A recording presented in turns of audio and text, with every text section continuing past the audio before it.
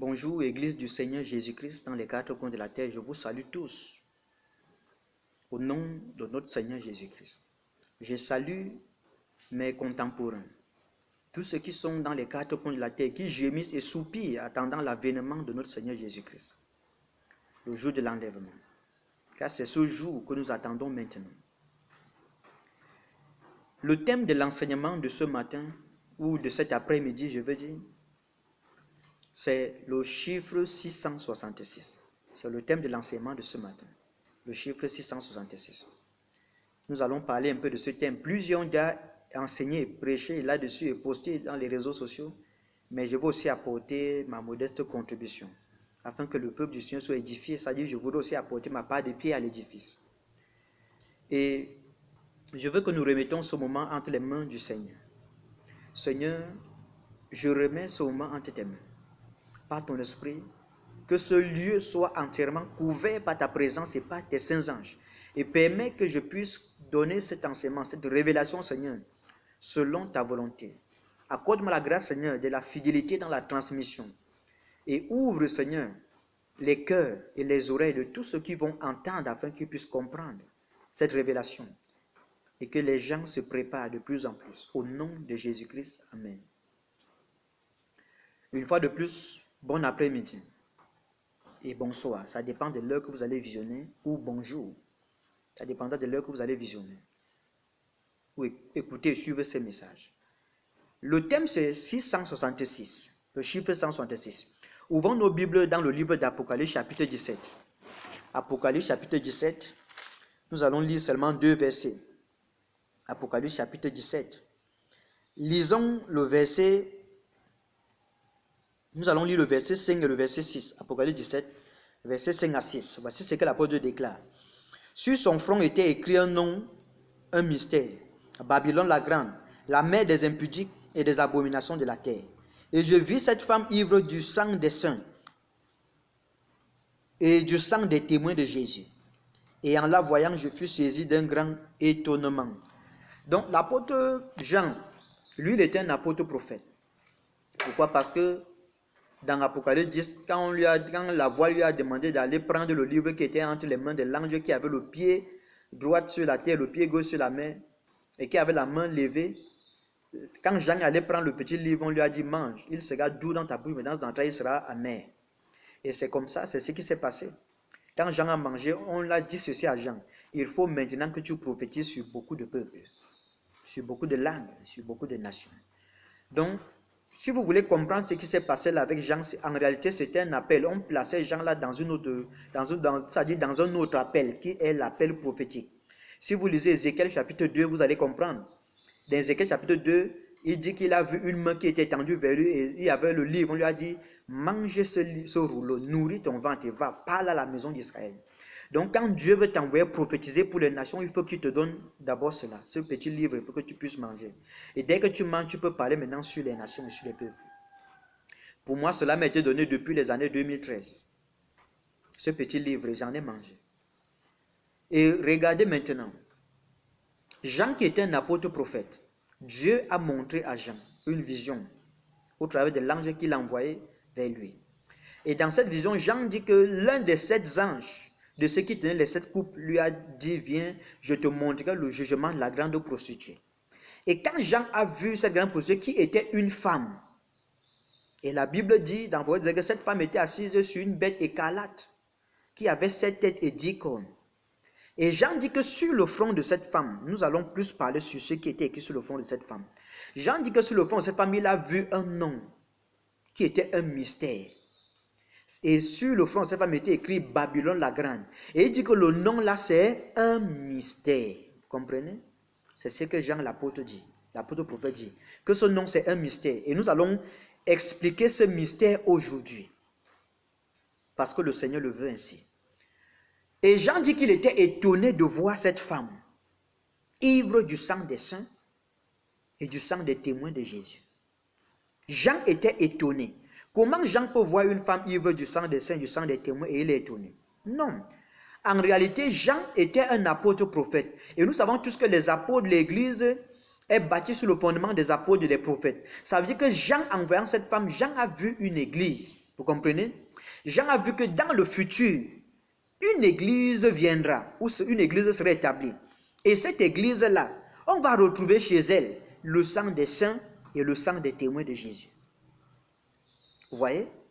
Voici ce qui a étonné Jean, parce qu'il a vu en réalité que cette femme était une église. Je vais vous expliquer le pourquoi cette femme est une église. Vous voyez? Je vais vous expliquer. Commençons d'abord à entrer dans les détails, dans les explications.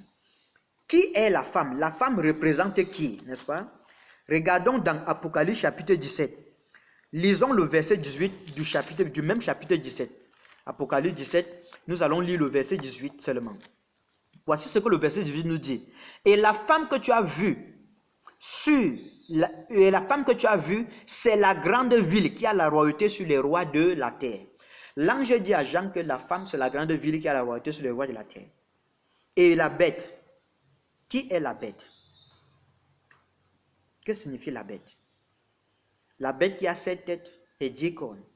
Nous savons tous que Daniel a vu cette bête. Dans Daniel 7, la bête que Daniel a vue, il s'agit de la 4e bête. N'est-ce pas? Il s'agit de la 4e bête. Et la 4e bête, c'est un 4e royaume, selon l'explication de Gabriel. Gabriel disait à Daniel, c'est un 4e royaume qui va rester sur la terre. Il sera épouvantable et terrible, il va broyer et briser tout. Comme le fer brise et rompt tout, il va briser et rompre tout et détruire tout sur son passage. C'est l'Empire romain. Vous voyez? C'est toujours ce 4e empire qui est représenté dans la statue de Nebuchadnezzar. La partie de la statue qui a dit les jambes de fer et les autres en partie de fer, en partie d'argile. C'est ce 4e royaume. Car la tête d'or, c'est un premier royaume. Les bras et la poitrine d'argent, c'est un 2e royaume. Le ventre et les cuisses des reins, c'est un 3e royaume. Et les jambes et les orteils en partie de fer, en partie d'argile, c'est un 4e royaume. Vous voyez? Donc, dans Daniel 7 aussi, l'animal qui est comme le lion, c'est un premier royaume qui correspond avec la tête d'or. L'animal qui est comme l'animal qui est comme l'ours, c'est un 2e royaume qui correspond avec les bras et la poitrine d'argent. Et l'animal qui est comme le léopard, c'est un 3e royaume qui correspond avec le ventre et les cuisses des reins. Vous voyez? Voici comment ces royaumes-là sont disposés. Et c'est pour cela que le premier royaume, on appelle le royaume, l'empire babylonien. Le 2e, c'est l'empire des Mèdes et des Perses. Le 3e, c'est le royaume de Javan. Dieu appelait ça le royaume de Javan. Et le royaume de Javan, là, n'est rien d'autre que l'empire grec. Et maintenant, la bête qui est terrible et épouvantable, c'est l'empire romain, qui a 7 têtes et 10 cornes. Voici les 4 royaumes. Car nous voyons dans la statue de Nebuchadnezzar, dans Daniel 2, que la pierre s'est détachée de la montagne sans le secours d'aucune main et a frappé la statuette au niveau des pieds. Donc pour dire que le Seigneur Jésus-Christ est venu au temps de l'Empire romain. Et nous voyons que notre Seigneur a été crucifié par les Romains. Il y avait le judaïsme et les Romains. Car ceux qui étaient dans c'est-à-dire la loi, ceux qui étaient au temps de la loi, le judaïsme, c'est-à-dire les scribes, les pharisiens et les docteurs de la loi, tous ces gens ont pris notre Seigneur Jésus-Christ et l'ont livré entre les mains des Romains. Et Jésus a été crucifié par Pilate, qui était le gouverneur de Rome en Israël. Vous voyez? Ou à Jérusalem. Oui. Vous comprenez? Donc, quand notre Seigneur est venu, c'était au temps de l'Empire romain. C'est ça la pierre qui est venue et qui a frappé au niveau des pieds. C'est-à-dire au niveau du royaume du fer, qui est l'Empire romain. Donc, la bête qui a 7 têtes et 10 cornes représente l'Empire romain. Bon, nous voyons que la femme est la grande ville, est assise sur la bête. Vous voyez? Donc la bête c'est quoi? C'est l'Empire romain. Et nous voyons maintenant que l'Empire romain, c'est la bête. Mais on nous dit que sur l'Empire romain, il y a une femme qui est assise. Et la femme qui est assise là, l'ange dit à Jean que c'est la grande ville qui a la royauté sur les rois de la terre. Là, nous allons voir, nous allons situer où se trouve cette ville. Or, nous savons tous que la capitale de la nation italienne, c'est Rome. Rome est la capitale de l'Italie. Vous comprenez? Et on nous parle ici de l'Empire romain. Or, la Bible dit que l'Empire romain, pas que la Bible, l'histoire dit que l'Empire romain a été détruit dans les années 1900. Vous comprenez? L'Empire romain a été détruit. Les années 1900, l'Empire romain a été détruit par l'immigration des peuples. il y a 10 peuples qui sont entrés au milieu de l'Empire romain. Et l'Empire romain a été détruit à cause de ces 10 peuples. Je vais vous expliquer comment ça s'est passé. Les peuples qui sont entrés, vous voyez, il y avait parmi ces peuples, il y avait les Aliens, il y avait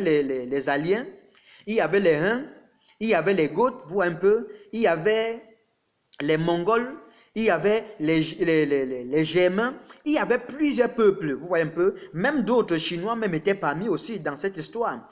C'était plusieurs peuples qui sont entrés, mais ils étaient au nombre de 10. Et ces 10 peuples représentent les 10 auteurs qui sont en partie de fer, en partie d'argile. C'est pour dire que ces peuples-là ne sont pas des Romains, c'est pourquoi ils ne sont pas de fer, mais ils sont l'argile.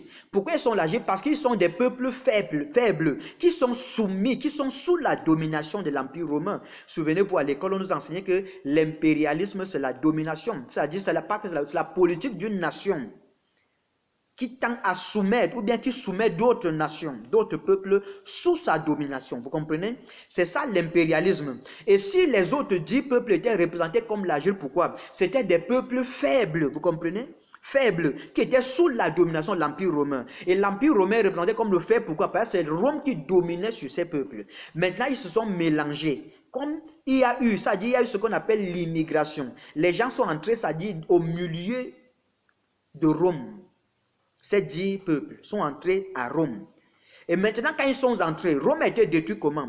Ils ont dit, comme nous sommes maintenant unis par des alliances, il faut maintenant, on ne doit plus fonctionner, c'est-à-dire l'empereur ne doit plus avoir le pouvoir, c'est-à-dire ne doit plus être le seul qui détient le pouvoir. Il faut maintenant qu'on doit passer par le vote. On doit voter. Le peuple doit choisir celui qui va régner sur lui. Parce qu'il y a maintenant l'Empire romain, il y a aussi encore 10 autres peuples. C'est pourquoi vous voyez que dans les 10 autels, on va trouver le fer. Vous voyez? Donc le fer se trouve dans les 10 autels. Le fer se trouve dans les 10 peuples. Ils se sont mêlés par des alliances. C'est ce que ça signifie. Et maintenant, regardez.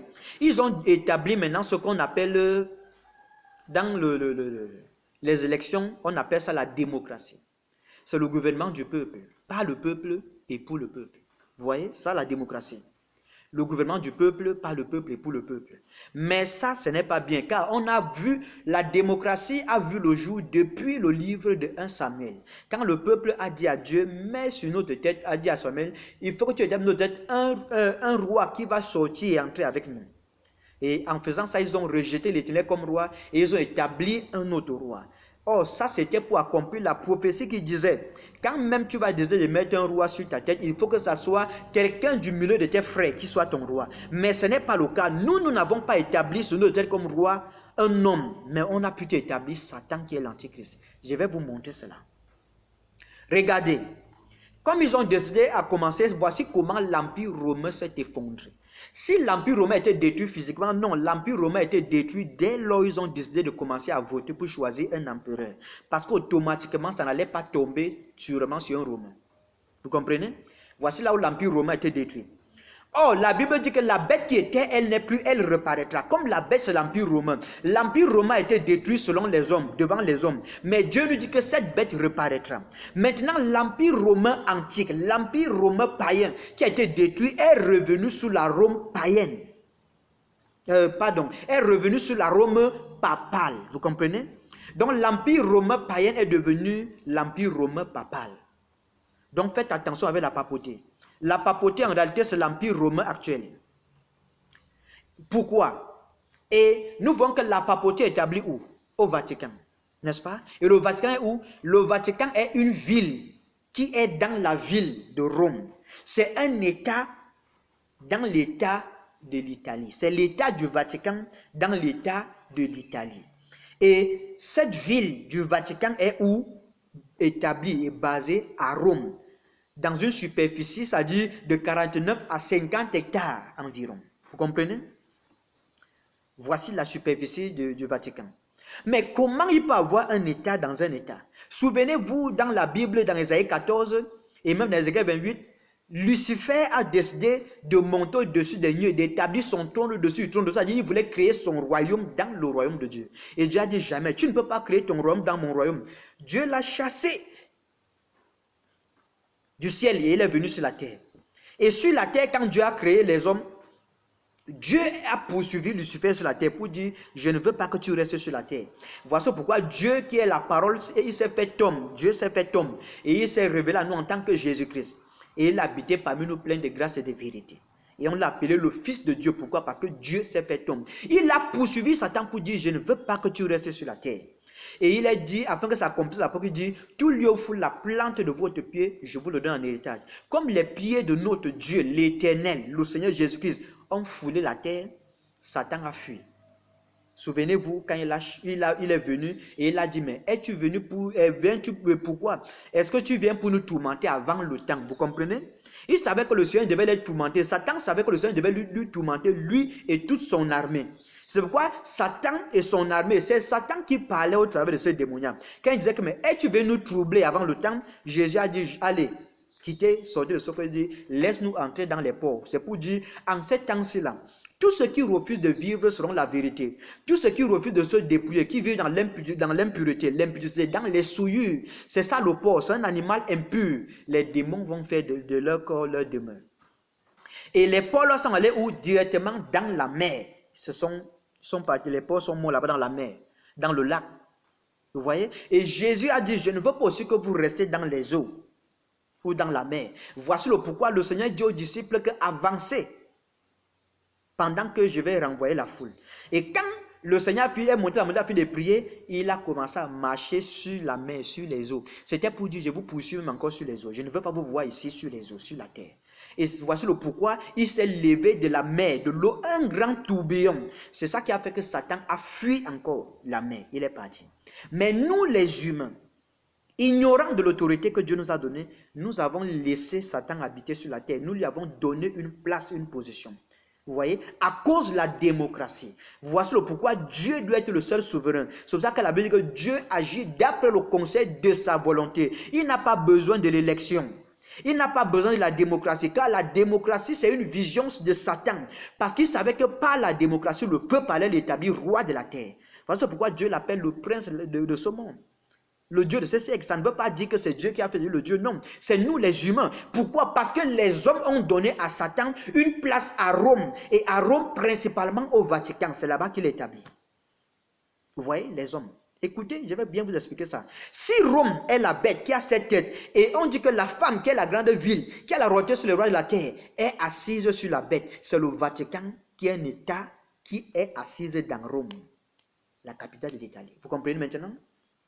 Et on dit que sur le front de cette femme qui est la grande ville, donc nous comprenons que la grande ville qui a la royauté sur tous les rois de la terre, c'est le Vatican. Ce ne sont pas les États-Unis. Les États-Unis, c'est un peuple, c'est une nation que Dieu a établie pour défendre ses intérêts. Vous comprenez? Les États-Unis, c'est une nation de Dieu. Même comme les États-Unis sont en train de faire des choses, sont en train de se laisser être manipulés par l'ennemi. Mais je vous dis, Dieu est toujours le Dieu de cette nation, des États-Unis d'Amérique. Et la justice de Dieu va triompher. C'est pourquoi vous allez comprendre pourquoi il vous a donné la prophétie d'Ésaïe 14. Tu disais, je me monterai au-dessus de tous les cieux et je placerai mon trône au-dessus des étoiles de Dieu. Tu crois que tu as placé ton trône des étoiles de Dieu, tu seras précipité. Ainsi m'a parlé l'Éternel. Tu seras précipité. Ce n'est qu'une question de temps. Car chaque chose doit s'accomplir. Toute la parole de Dieu doit s'accomplir. Voici le pourquoi il est établi aux États-Unis. Mais ce n'est pas ça notre sujet. Revenons sur le message. Donc, le fait que l'État du Vatican est dans Rome, c'est la femme qui est assise sur la bête qui est l'Empire romain. Parce que vous avez dit, la Rome antique est revenue sous la Rome papale. Vous comprenez? Voici le pourquoi la bête porte la femme. Car dans les derniers jours, c'est cette femme qui va représenter Rome. Car Jean a vu directement dans sa vision, premièrement, la femme. Il n'a pas d'abord vu la bête, mais il a d'abord vu la femme. Vous voyez? Et c'est après qu'il a vu que la femme était assise sur la bête. Et on nous dit que la femme là est assise sur la bête et la femme est assise encore sur les eaux, selon Apocalypse 17, le verset 15. Et on dit que les eaux là, ce sont les peuples, les langues, les nations, les tribus, les races qui sont sur la terre. Vous comprenez? C'est ça les eaux. Comment la femme peut être assise sur la bête et en même temps sur les eaux? C'est parce que Rome domine tout le monde entier, toute la terre. Donc toute la terre est maintenant en alliance avec Rome. Pourquoi? L'Agile représente les autres peuples, les autres langues, les autres nations et les autres races, les autres tribus qui sont sous la domination de l'Empire romain. Et l'Empire romain représente le fer. Étant donné que nous sommes tous sous la double peuple, les hommes du monde entier, pas nous les enfants de Dieu, mais les autres, sont sous la domination de l'Empire romain. Maintenant, la femme qui est la ville, le Vatican, est assise sur Rome qui est la bête. Vous voyez, elle est assise en même temps sur les peuples et sur la bête qui est l'Empire romain. Regardez bien. Vous voyez? Donc la femme de la bête qui était, elle n'est plus, mais elle reparaîtra. C'est l'Empire romain païen qui a été détruit, mais qui est revenu sur la Rome papale et qui est établi au Vatican. Et comme l'Israël physique a été détruite, selon Matthieu 24, vous voyez? Et qui est maintenant représenté, qui est établi maintenant dans le monde par l'Israël spirituel, car l'Israël physique est devenu l'Israël spirituel présentement. Et l'Israël spirituel, c'est l'Église. C'est pourquoi l'Israël est déjà dans toutes les nations de l'Église, parce que dans tous les pays, dans toutes les nations, même si on combat l'Église, il y a les enfants de Dieu là-bas, il y a l'Église partout. C'est aussi comme ça avec l'Empire romain. L'Empire romain est aussi partout maintenant, mais au travers du catholicisme. Vous comprenez maintenant?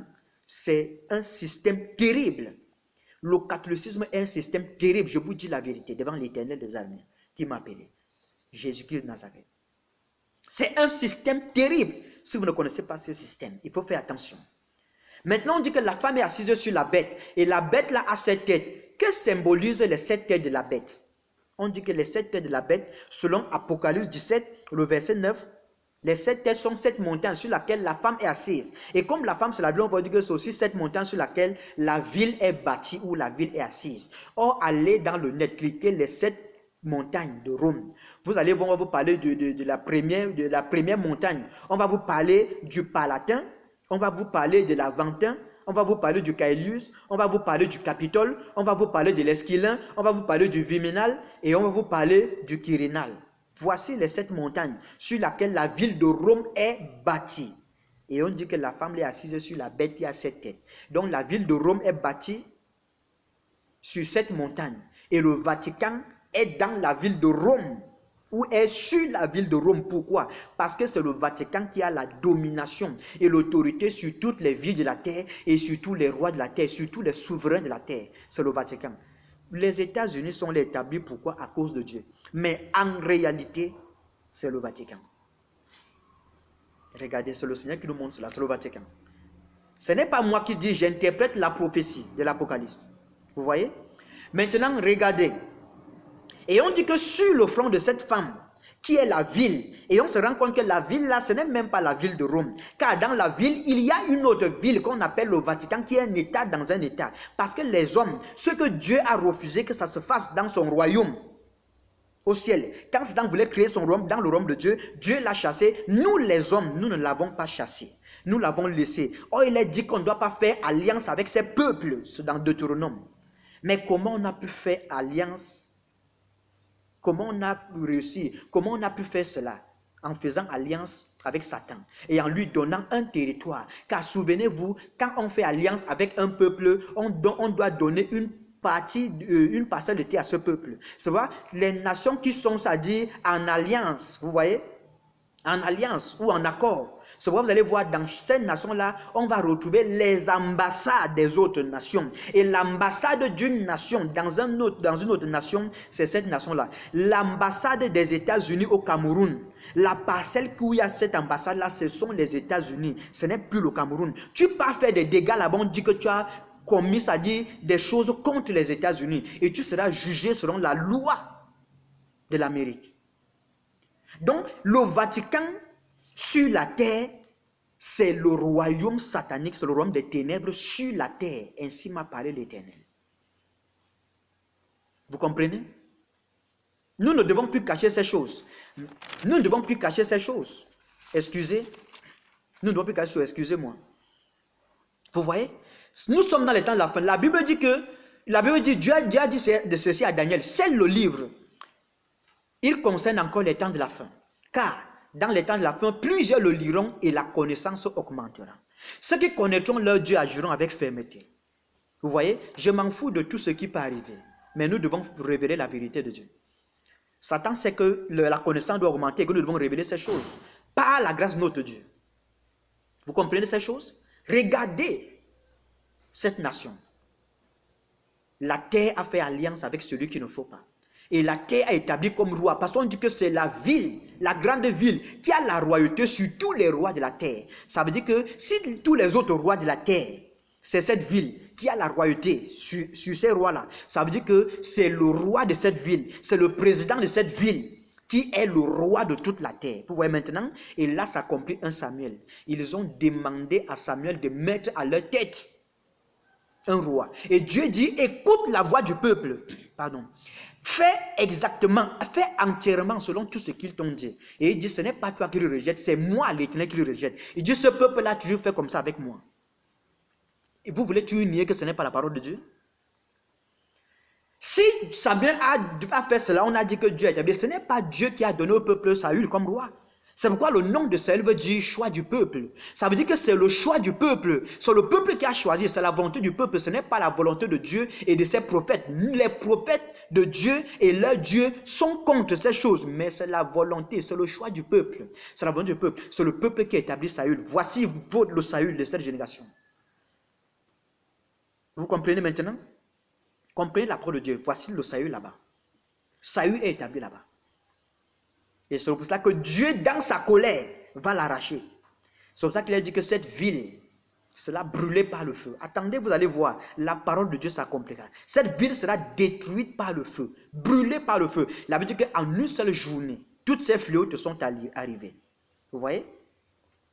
En une seule journée, cette grande ville a été détruite. Tous les rois de la terre sont en alliance, font le commerce avec cette ville. Toutes les nations et tous les rois de la terre. C'est ce qui est écrit dans la parole. C'est pour moi qui dit, j'interprète seulement la parole. Par la grâce que l'Esprit de Dieu m'a accordée. Vous voyez? Maintenant, nous connaissons déjà, et on dit maintenant que sur le front de cette femme, ou sur le front de cette femme, la femme c'est la ville, le front de la femme c'est l'entrée de la ville. Vous comprenez? Or, écoutez, je vais vous raconter une vision. En 2016 toujours. Je vous ai parlé de la vision où j'ai vu César. Je ne sais pas si vous avez parlé de ça. Le Seigneur m'a monté en 2016, César qui est revenu. Et il a trouvé le roi actuel, c'est-à-dire de Rome. Et il est venu l'enlever, le roi ou le président de Rome. Et il a pris le pouvoir. Ils étaient habillés exactement comme les gens antiques. Ça veut dire que c'était un changement de temps. Si vous allez revoir les choses, la dictature va revenir. C'est là où vous saurez que la bête qui était, elle n'est plus reparaître. Vous voyez? Cette bête va revenir, doit reparaître. Et plus tard, va d'abord se voiler. Parce que quand on voit cette bête dans les seaux, on voit cette bête apparaître comme un cheval blanc. Elle apparaît encore comme le cheval roux, comme le cheval noir. Et ensuite comme le cheval roux. Et plus tard, finit par apparaître comme le quatrième cheval qui est pâle. Vous voyez toujours cette bête? Regardez comment cette bête, l'antique, est toujours comment elle est en train de fonctionner là-bas. Vous voyez? Et le quatrième cheval, le quatrième cavalier, il prend sa nature véritable, qui est la forme pâle, qui est la mort. Ça veut dire qu'il doit nous ramener la dictature. Il a utilisé la séduction, le blanc. Il a commencé pour manifester les ténèbres, le noir. Et il utilise la séduction qui est le blanc et les ténèbres, le noir. Il mélange, ça lui donne la couleur rousse. Vous comprenez? Non, pas plutôt la couleur, le blanc qui est la séduction et la couleur rousse, il vient pourquoi? Parce qu'il a versé le sang quand il tue les gens. La couleur blanc et la couleur rousse. Si vous mélangez le rouge, qui est la couleur du sang, et le blanc, ça nous donne la couleur rousse. Vous comprenez maintenant? Il faut faire attention. Il faut faire attention. Vous voyez tous ces 4 cavaliers. Mais le 4e cavalier manifeste sa nature véritable, qui est la mort. Donc, il va commencer par manifester. Regardez maintenant, on force les gens, n'est-ce pas, de se vacciner. On dit que si tu n'es pas vacciné, tu ne dois pas tuer ton salaire, tu ne dois pas voyager. Tu ne dois rien faire. Vous voyez? Si tu n'es pas vacciné, que tu ne peux même plus travailler. Regardez ces choses. L'antichrist veut se manifester avant son temps. Or, dans la vision de 2016, le Seigneur m'a montré ceci. On m'a envoyé à Rome et précisément au Vatican. Je devais combattre l'antichrist. Pourquoi? Parce qu'il voulait se manifester en son temps. Tant que le Saint-Esprit et l'Église sont encore sur la terre, il ne doit pas se manifester. On ne doit pas nous imposer la marque, la bête. Ce n'est pas possible. Dieu ne veut pas cela. Dieu ne veut pas cela.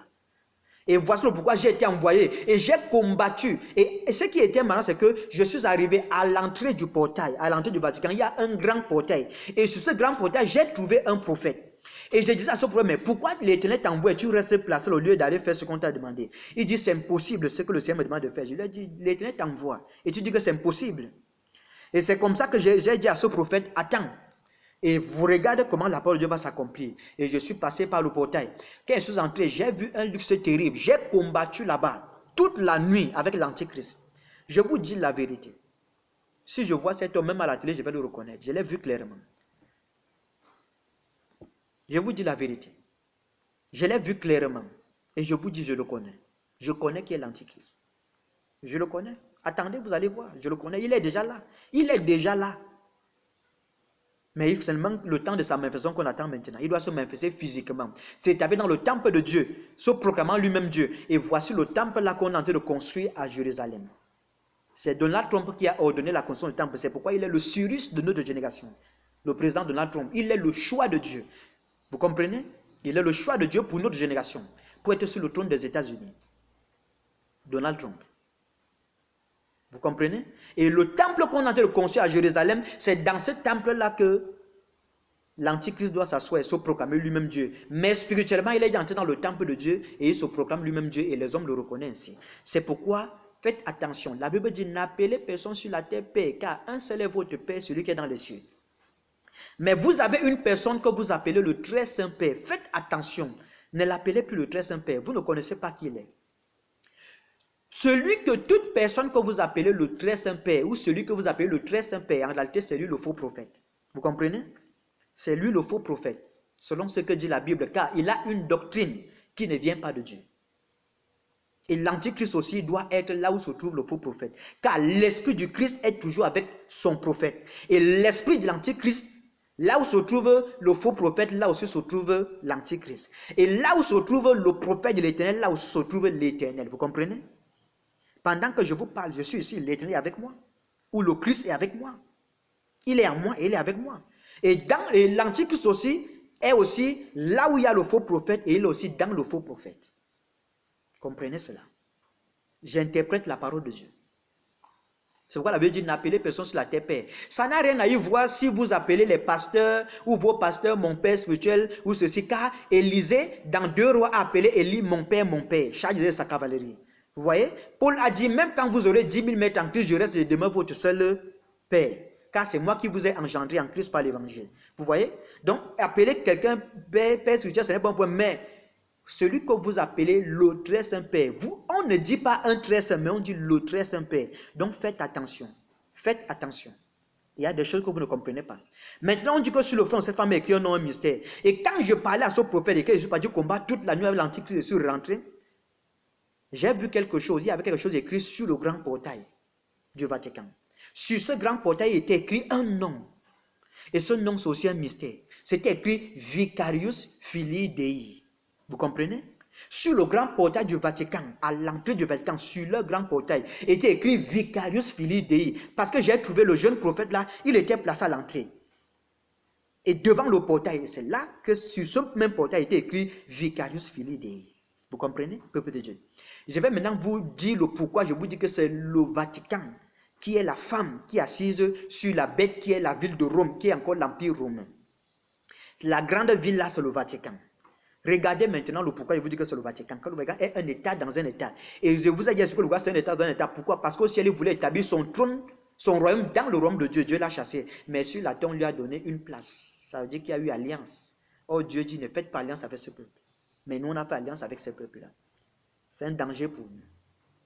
C'est pourquoi on dit que mon peuple périt parce qu'il lui manque la connaissance. L'ignorance fait de tuer, détruire le peuple de Dieu. On ne dit pas les autres peuples, mais le peuple de Dieu. Vous comprenez? Maintenant, voyons. La femme, c'est la ville. Le front de cette femme, c'est l'entrée de la ville.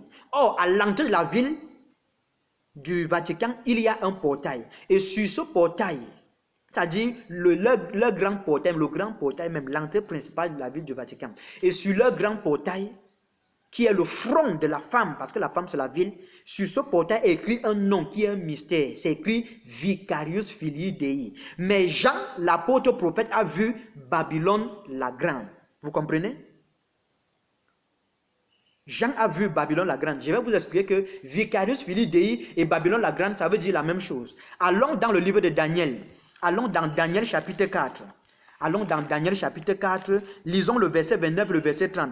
Regardez Daniel chapitre 4, le verset 29, le verset 30. Regardez ce que la Bible dit. Au bout de 12 mois, comme il se promenait dans le palais royal à Babylone, vous voyez, ils ont nous parlé de Nebuchadnezzar, qui était le premier. Le roi prit la parole et dit, n'est-ce pas ici Babylone la grande, que j'ai bâti comme résidence royale par la puissance de ma force et pour la gloire de ma manifestance. Vous comprenez? Il dit qu'il a bâti Babylone la grande comme sa résidence royale. Donc quand on nous dit Babylone la grande, on veut nous dire que Babylone la grande signifie la résidence royale de ce roi, de l'Antichrist. Il dit qu'il a bâti ça pourquoi? Il a bâti ça, il dit qu'il a bâti ça par la puissance de sa force. On nous parle de Satan là-bas. Vous voyez? Par la puissance de sa force et pour la gloire de sa magnificence.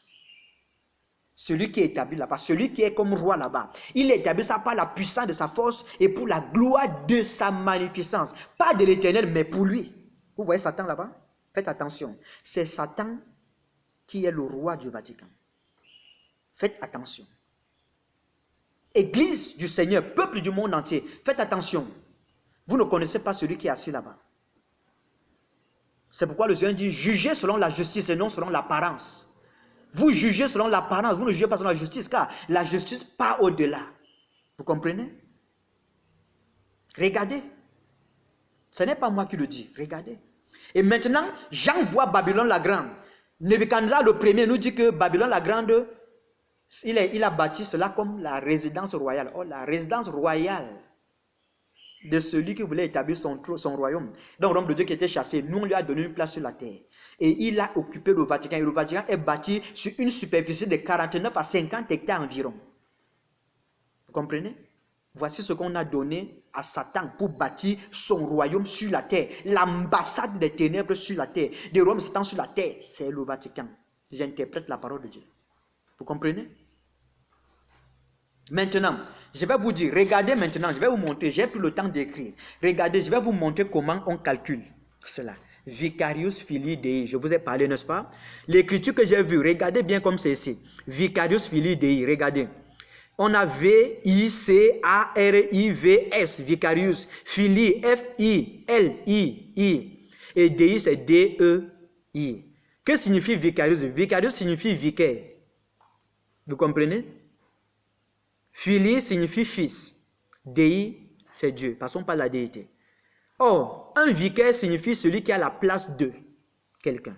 Donc, s'il est vicaire, ça veut dire qu'il est à la place du Fils de Dieu. Vous voyez ce que signifie Vicarius Filii Dei. Il est à la place du Fils de Dieu. Il a réussi à prendre la place du Fils de Dieu dans nos cœurs et dans ce monde-ci. C'est pourquoi Dieu l'appelle, pas dans lesquels enfants de Dieu, dans lesquels ceux qui n'ont les noms n'ont pas écrit dans le livre de, n'ont pas été écrits dans le livre de vie de l'agneau avant la fondation du monde.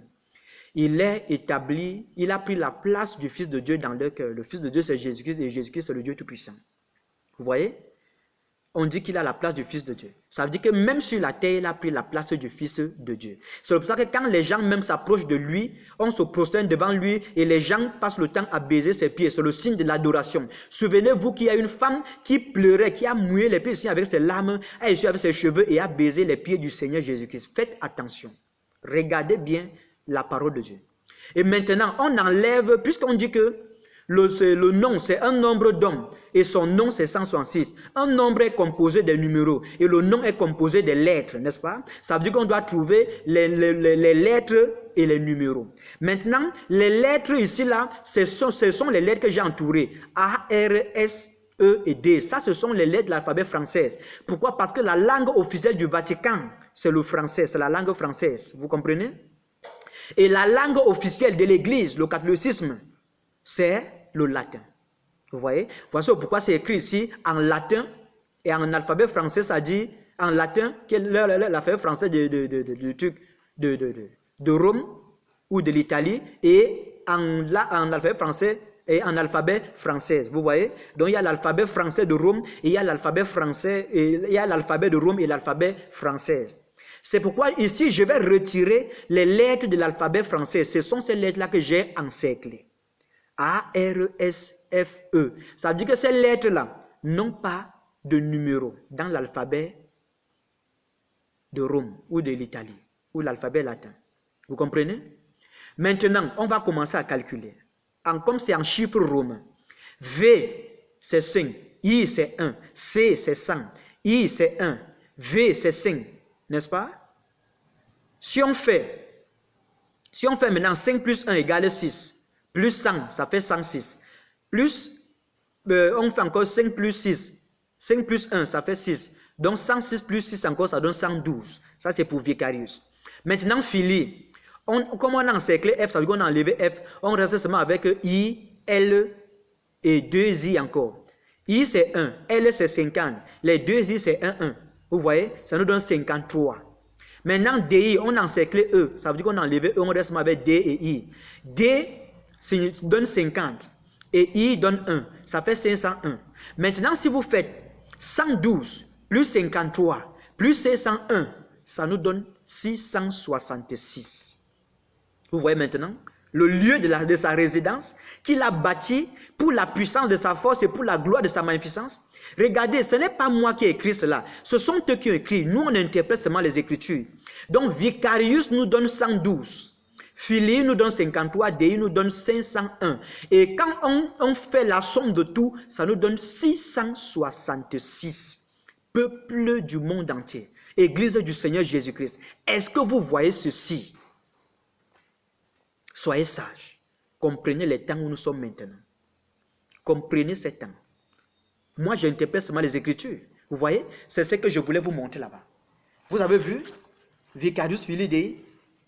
Vous avez vu celui qui est assis établi là-bas? Ce n'est pas moi. Moi, je vous explique seulement. Je vous montre ce qui est là. Vous avez compris maintenant? On va beaucoup plus parler sur le nom mystérieux qui est écrit sur le front de la femme. Donc, le siège de l'Antichrist, celui dont le nom est 666, il est où? Au Vatican. Le Vatican, c'est la femme. Le nom mystérieux sur le front de cette femme. La femme là, c'est la ville qui est le Vatican. Et le front de cette femme qui est le Vatican, c'est l'entrée principale du Vatican. Et sur leur grand portail, c'est écrit Vicarius Filii Dei. Et Vicarius Filii Dei, c'est un nom mystérieux. C'est le mystère qui est écrit sur le front de la femme que Jean a vu Babylone la Grande. Et Daniel 4, verset 29 à 30 nous dit que Babylone la Grande, c'est le lieu de sa résidence. Et quand on calcule ce nom, parce qu'on nous dit que c'est un nom, vous voyez, c'est un nom. Et le nom est composé des lettres et des numéros et des nombres. Parce qu'on dit que son nom et son nombre, c'est 166. C'est un nom d'homme. Et le nom là, son chiffre, c'est 666. Vous comprenez? Donc, ce nom est composé des lettres et des nombres. Et on enlève les lettres. On reste avec des lettres maintenant, ça dit qui correspondent, des lettres en latin, qui correspondent avec les nombres. On calcule et on trouve 666. Vous voyez? Voici ce que je tenais à vous, à communiquer, c'est-à-dire à partager avec vous. Parce que le Seigneur veut que son peuple doit connaître la vérité. Et le monde entier doit connaître en réalité où nous sommes. Je prie que le Seigneur vous accorde la grâce de comprendre ces choses, de comprendre ces mystères. Et qu'il vous bénisse au nom de Jésus-Christ. Likez, abonnez-vous, afin de toujours recevoir, afin que YouTube vous signale quand je vais poster d'autres vidéos, d'autres révélations. Et prenez la peine de visionner les vidéos que j'ai déjà postées. Vous allez comprendre, il y a aussi des révélations à l'intérieur. Car c'est le temps où les Écritures doivent être décelées. Souvenez-vous, il est dit, à la génération méchante adultère, on lui donne le signe de Jonas. Parce que Jonas a fait 3 jours dans le ventre du gros poisson. Le 3e jour, il est sorti. Donc c'est pour dire, la loi doit faire 3 jours dans le ventre du gros. La loi sera 3 jours enfermée, scellée, codée. Où la révélation, la parole de Dieu, car Jonas signifie colombe. La colombe, c'est l'un des symboles de l'esprit. Et la parole est esprit et vie. La parole sera cachée au travers de la loi. Le 1er, le 2e jour. Mais le 3e jour, la parole doit sortir. La loi nous allons voir la révélation qui était cachée derrière la loi. Et nous sommes au 3e jour, de l'an 1 à l'an 1000, premier jour, de l'an 1001 à l'an 2000, deuxième jour. À partir de l'an 2001, nous sommes au 3e jour. La parole sort. Que Dieu vous bénisse et qu'il vous gagne.